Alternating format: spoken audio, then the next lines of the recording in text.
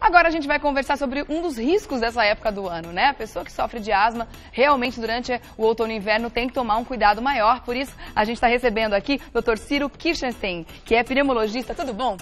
Seja bem-vindo, viu? Pneumologista do Hospital Alemão Oswaldo Cruz. Olha, eu tô para me lembrar de uma época de um ano que a gente teve tanta gente próxima doente, com gripes, com resfriados, com pneumonias, com crises de asma e bronquite, bronquiolite nas crianças. Tá uma loucura, né? O que está acontecendo, será, doutor Ciro? As pessoas estão se cuidando menos ou os vírus, as bactérias estão vindo mais agressivas?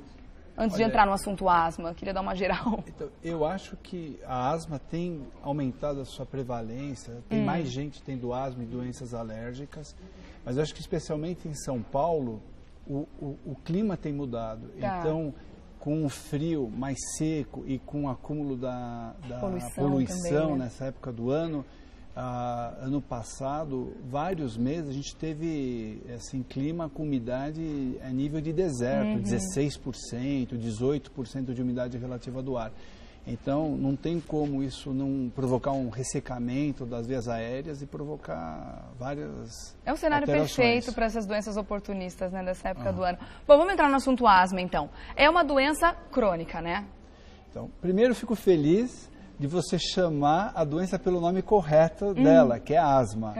Porque as mães chegam no consultório com uma prevenção. Ó, meu filho não tem asma, tem bronquite. Tá. Né? E qual é a diferença principal entre as duas? Então, na asma, ocorre uma inflamação dos brônquios. Tá. Então, it é um sufixo que indica inflamação, então o brônquio fica inflamado na asma, é verdade. Mas a asma, ela é uma condição onde a pessoa tem tosse, chiado no peito, falta de ar, ela tem uma sensação de opressão no peito. Isso pode ser desencadeado por vários fatores assim, desencadeantes, como a poluição, o frio, às vezes o calor, às vezes Os ácaros, né? Os ácaros, então, são proteínas que são alérgenos, que desencadeiam uma inflamação até pelos alérgica, animais, né? Pelos de animais, a saliva de animais, o mofo, a poeira domiciliar, tudo isso pode desencadear. Fora viroses, né? Uma gripe, um resfriado pode desencadear. Questões emocionais também podem desencadear a crise de asma, e elas melhoram com medicação e às vezes até sem medicação, às vezes se afastando daquilo que desencadeou. Mas é uma doença crônica. Eu acho que as mães, retomando essa questão, essa dificuldade de falar, bom, então meu filho ou eu tenho uma doença que não tem cura, porque ela é crônica, que nem pressão alta, diabetes.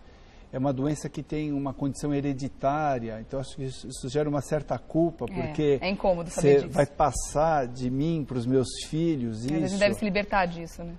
E é uma doença que eventualmente pode ser fatal. Então a asma é uma doença que tem uma importância que deve ser mais levada a sério pelo governo, pelo Ministério da Saúde, porque ela implica em morte, ela implica numa condição de vida ruim. A pessoa que tem asma, ela às vezes se acostuma, né? Limita, ela falta na escola, ela falta no trabalho, ou se ela vai trabalhar ou vai para a escola, ela vai sob sacrifício. Ela faz esporte, assim, fazendo um esforço acima daquilo que ela poderia fazer. Mas isso nas fases agudas, enquanto ela não está em crise, a pessoa tem uma vida normal, então, sempre evitando esses fatores alergênicos. Então, isso que é uma das coisas fantásticas na asma, que a asma é uma doença inflamatória caracterizada por ser reversível. Então ela é controlável, ela pode ser totalmente controlada. Então vale a pena realmente fazer o diagnóstico correto e oferecer um tratamento adequado, porque a pessoa fica completamente assintomática, às vezes tomando remédio, às vezes com mudanças comportamentais. E quais são os tipos de tratamento, então, que trazem uma qualidade de vida para esse paciente, que as pessoas hoje podem fazer uso?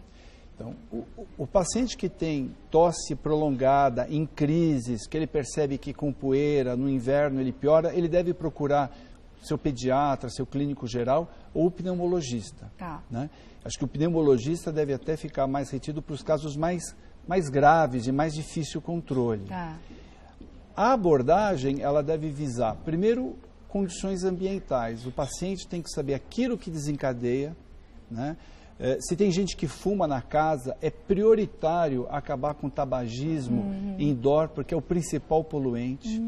Se a casa está com muita poeira, tem baratas, é necessário uma higienização da casa, não expor tanto bichinhos de pelúcia, ou ter algum programa de limpeza desses bichinhos ou de carpetes, para não oferecer essa condição que propicia sujeira, né? Quem já tem a tendência a ter asma, a desenvolver ela clinicamente. Então, o primeiro passo é a mãe ficar muito atenta em qual seria o fator que está desencadeando a asma no filho. Mas a gente está falando, no caso, não só das crianças, mas também adultos. A asma pode se manifestar em qualquer idade?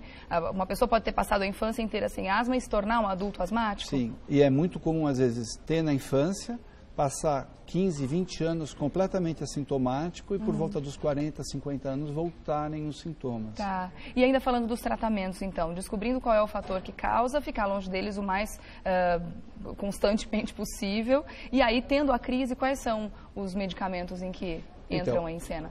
Quando o paciente vem no consultório, a gente vai classificá-lo. Se ele tem uma asma intermitente, que ele tem sintomas muito raramente, às vezes tem um dia ou dois no inverno que ele tem tosse e chiado, então a gente só entra com medicação para aliviar essa crise. Quando o paciente tem mais constantemente sintomas, então ele acorda à noite, ele tem que ir no pronto-socorro, você precisa dar um suporte muito maior. Então a gente junta a intensidade dos sintomas e a frequência dos sintomas para elaborar um plano terapêutico, né? Então a medicação de alívio, a gente chama de medicação beta-adrenérgica. Antigamente eram chamadas de bombinhas. A gente vê que a gente tem aqui uma série de medicamentos que são inalatórios. Então, a primeira coisa, a gente evita comprimidos ou xaropes ou injeções. Porque quando você toma um comprimido, ele vai para o estômago, ou um xarope, ele tem que ser absorvido, passa pelo fígado, até chegar no pulmão demora meia hora. A medicação inalatória, ela é oferecida numa dose 20, 30 vezes menor do que no xarope. Ele produz muito menos toxicidade. E já vai direto para o pulmão. Em 2 ou 3 minutos, a pessoa usa e fala, meu Deus, o que você me deu que passou? Me deu um levanta defunto. É incrível. Então, esse é um dos dispositivos mais antigos que tem, que a gente usados para alívio. Tá. Então, a pessoa está sentindo falta de ar ou pressão, está com chiado, ela tira a tampa, ela chacoalha para homogeneizar, ela aperta, vai sair um gás. Esse gás é o remédio. Então, ele põe na boca, aperta, aspira, inala, conta até 10, o remédio gruda na parede dos brônquios, os brônquios estão inflamados, a gente vê aqui... representação. Uma representação. Aqui é um brônquio normal, né? A gente vê aqui a parede, ele é um tubo para levar ar para os pulmões, né? Ele tem uma musculatura em volta, ele tem uma mucosa com glândulas dentro, então ele tem que estar aberto para o fluxo do ar passar facilmente. Quando a pessoa está numa crise de asma, ela produz muco, que vai obstruir a passagem, ela pode ter um edema da parede, um inchaço, né? Aqui, né? Ela tá a passagem com do ar fica dentro, mais estreita. Fica mais difícil. Então ela vai respirar como se estivesse respirando por um tubinho que fosse... canudinho. Um canudinho. Por isso a dificuldade do ar entrar. Então, esse remédio ele entra, ele tem um efeito de relaxar a musculatura e eventualmente de desinflamar os brônquios. E a pessoa respira. E o alívio é imediato, né? Que bom. Então você vê que assim, são vários, então cada um a gente chama de bombinha ou de inalador. É muito vago, porque tem vários tipos de remédios que vão em cada um. Entendi. Então precisa identificar mesmo qual é o tipo de fator que desencadeia na pessoa para saber qual é o tipo de remédio para utilizar. Não, a gente vai introduzir conforme a gravidade da asma. Tá certo. Então esse aqui é só para alívio. Esses remédios, eles controlam a asma. Então se a pessoa usar, às vezes tem associação. Esse aqui, por exemplo, tem 2 remédios dentro dele. Então, ele vai potencializar num asmático moderado ou mais grave, ele usando isso todo dia, a chance dele ser exposto a uma poeira, a um frio e desencadear uma crise fica muito menor. Tá certo. Vamos fazer o teste, então, para saber como é que é? Vamos fazer com o Leãozinho. Leão, você tem asma ou bronquite? Você tem asma? Eles falavam bronquite asmática, né? Mas aí descobri que era asma, que era crônica, né? Exatamente. E como é que funciona esse teste, doutor? Bom, isso aqui O diagnóstico é feito com aquele aparelho, que é um espirômetro. Esse aqui? Então, ele dá um monte de informação, tem que ser ligado num computador. Tá. Mas em casa, a pessoa pode monitorizar. Eu estou com tosse. É por causa que eu estou com rinite ou por causa da asma? Tá. E muito paciente asmático, como é uma doença crônica, está acostumado, ele não reconhece que ele está tão grave quanto ele pensa que está. Ele acha que já é uma condição normal e deixa para lá. Então, ele pode soprar e a gente vê como é que está o fluxo dele. Então é interessante o asmático ter esse aparelho em casa. É interessante. Tá. Então ele respira bem fundo, põe na boca e sopra com toda a força. Em geral a gente faz 3 sopradas e pega o maior valor, mas... Nossa, tá ruim. Esforça nesse pulmãozinho aí. Ó, no aniversário não vai conseguir apagar todas as velas. Deu 300 só de fluxo, né? Tá. Então, quer tentar de novo? Vamos ver. Com mais força. Vai lá, Leão. Respira fundo. Então, quanto mais subir... Isso tá parecendo aquela prova de parque que a gente dá a pancada no Deu dedo, 350. Então, o valor normal para ele deve ser um pouquinho acima disso. 350 é baixo para ele. Significa que a capacidade pulmonar dele está comprometida, é isso? Isso quer dizer que se, por exemplo, a gente medicasse agora com um remédio como esse, daqui 3 minutos ele já está pedindo.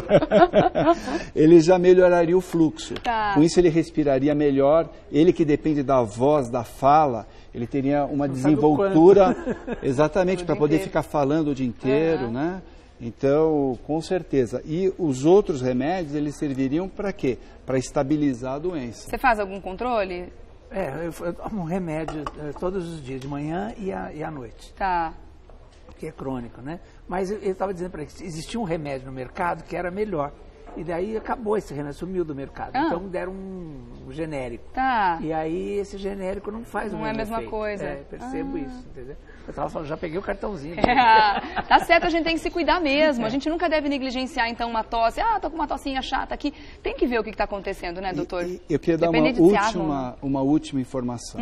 Tem muita criança que repete de ano por causa da asma. Tem muita gente que parece que é desmotivado porque não dorme bem à noite, porque teve uma má respiração a noite inteira. E hoje o governo dá medicação. Tá. Então você pode ir para centros de saúde e obter a medicação gratuitamente e assim com uma melhora de qualidade de vida, você diminui o número de internações, você diminui a mortalidade e melhora a qualidade de vida de todas essas pessoas. Tá certo, só dado o recado, deixa eu agradecer então ao doutor Ciro Kirchenstein, que é pneumologista do Hospital Alemão Oswaldo Cruz, agradecer ao Leãozinho também por ter participado com a gente aqui, obrigada Leão. Obrigada, viu doutor?